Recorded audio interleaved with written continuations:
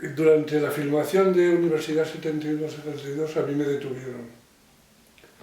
Me detuvieron rodando en la calle, concretamente en la esquina de Alcalá Gran Vía, un intento de manifestación frente al Ministerio de Educación. Entonces, afortunadamente, no me pillaron, digamos, con las manos en la masa, porque antes de que me detuvieran, yo había entregado la cámara y los materiales, por supuesto, el material que estaba firmado, a otra persona que se lo llevó y lo puso a buen recaudo.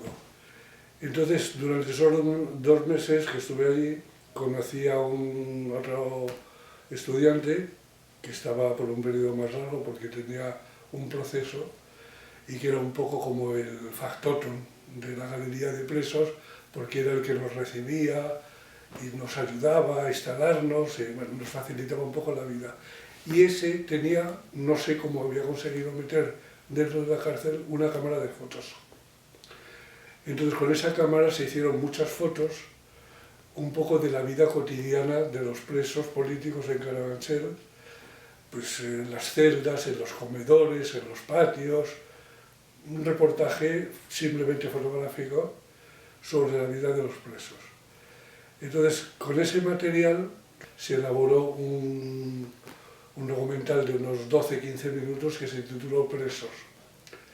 Entonces yo, recordando la experiencia anterior, es decir, la de que alguien había metido una cámara de fotos, pues dije, si se ha metido una cámara de fotos, ¿por qué no se va a meter una de cine? Y entonces conseguí, a través de Televisión Sueca, una cámara que entonces era de las más pequeñitas, era de Super 8. Entonces con esa cámara, que luego nos enteramos el que la manejó era Nicolás Sartorius, porque los demás dijeron, bueno, como este es el que tiene estudios, pues sabrán más que nosotros, ¿no? Y entonces Nicolás Sartorius rodó un reportaje, unas imágenes de los presos del 2001 dentro de Carabanchel.